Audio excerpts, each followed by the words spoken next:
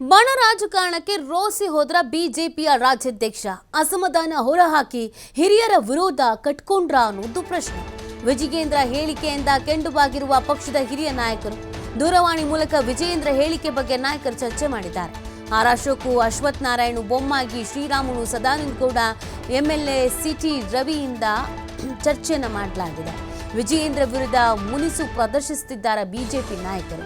ಪತ್ರಿಕಾಗೋಷ್ಠಿಯನ್ನು ನಡೆಸಿ ತಟಸ್ಥ ಬಣದ ವಿರುದ್ಧ ಕಿಡಿಯನ್ನ ಕರೆದರು ವಿಜಯೇಂದ್ರ ಅವರಿಗೆ ಒಂದು ಅಸಮಾಧಾನ ಏನು ಅಂತಂದ್ರೆ, ಭಿನ್ನರ ಬಣದವರು ಒಂದ್ ಕಡೆಯಲ್ಲಿ, ಇನ್ನು ತಟಸ್ಥ ಅಂತ ಏನು ಹೇಳ್ತಾ ಇದ್ರು ಆ ನಾಯಕರುಗಳು ಕೂಡ ಎಲ್ಲೋ ಒಂದ್ ಕಡೆಯಲ್ಲಿ ಈ ಭಿನ್ನರ ಬಣದವರು ಏನೇನು ಮಾಡ್ತಾ ಇದ್ದಾರೋ ಅವ್ರಿಗೆ ಸಾಥ್ ಕೊಟ್ಕೊಂಡು ಅವರ ರೀತಿಯೇ ಚಿಂತನೆಯನ್ನ ಮಾಡ್ತಾ ಇದ್ದಾರೆ ಅನ್ನೋದು ಅವರ ಅಸಮಾಧಾನಕ್ಕೆ ಕಾರಣ ಆಗಿದೆ. ಅದಕ್ಕೆ ಅಂತ ಪತ್ರಿಕಾಗೋಷ್ಠಿಯನ್ನು ನಡೆಸಿ ತಟಸ್ಥ ಬಣದ ವಿರುದ್ಧವೂ ಕೂಡ ಕಿಡಿಕಾರಿದ್ರು ವಿಜಯೇಂದ್ರ. ಇದು ಈ ತಟಸ್ಥ ಬಣದಲ್ಲಿ ಇದ್ರಲ್ಲ ಬಿಜೆಪಿಯ ಹಿರಿಯ ನಾಯಕರುಗಳು, ಅವ್ರಗಳಿಗೆ ತೀರಾ ಅಸಮಾಧಾನಕ್ಕೂ ಕೂಡ ಕಾರಣವಾಗಿದೆ. ಹೀಗೆ ಹಿರಿಯರ ವಿರೋಧವನ್ನ ಕಟ್ಕೊಳ್ಳೋದು ಎಷ್ಟು ಮಟ್ಟಿಗೆ ಸರಿ ಅನ್ನೋದು ಪ್ರಶ್ನೆ. ಈ ವಿಜಯೇಂದ್ರ ಅವರ ಹೇಳಿಕೆಯಿಂದ ಕೆಂಡವಾಗಿರುವಂತಹ ಪಕ್ಷದ ಹಿರಿಯ ನಾಯಕರು ಒಬ್ರಿಗೊಬ್ರು ದೂರವಾಣಿ ಮೂಲಕ ಮಾತಾಡ್ಕೊಂಡಿದ್ದಾರೆ. ಏನ್ ಹಿಂಗ್ ಮಾತಾಡ್ಬಿಟ್ರಲ್ಲ, ನಮ್ಮ ಬಗ್ಗೆನೇ ಮಾತಾಡ್ಬಿಟ್ರಲ್ಲ, ಒಬ್ಬ ರಾಜ್ಯಾಧ್ಯಕ್ಷರಾಗಿ ಈ ತರ ಹಿರಿಯ ನಾಯಕರ ಬಗ್ಗೆ ಮಾತಾಡೋದು ಎಷ್ಟು ಮಟ್ಟಿಗೆ ಸರಿ, ಇದನ್ನೆಲ್ಲ ಹೀಗೆ ಬಿಟ್ರೆ ಆಗಲ್ಲ ಅಂತ.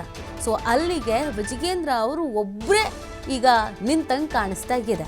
ಇನ್ನುಳಿದವರು ಎಲ್ಲರೂ ಕೂಡ ಒಂದಾದಂಗೆ ಕಾಣಿಸ್ತಾ ಇದೆ. ಈ ಭಿನ್ನ ಬಣದವರ ಈ ಅಸಮಾಧಾನಗಳಲ್ಲಿ BY ವಿಜಯೇಂದ್ರ ಅವ್ರಿಗೂ ಕೂಡ ತೀರಾ ರೀತಿಯಾದಂಥ ಗೊಂದಲ ಆದಂಗೆ ಕಾಣಿಸ್ತಾ ಇದೆ. ಹಾಗಾಗಿ ಎಲ್ಲರ ವಿರೋಧವನ್ನು ಕಟ್ಕೊಳ್ಳುವಂಥ ಪರಿಸ್ಥಿತಿಗೆ ಬಂದುಬಿಟ್ರಾ ಅನ್ನೋದೊಂದು ಪ್ರಶ್ನೆ.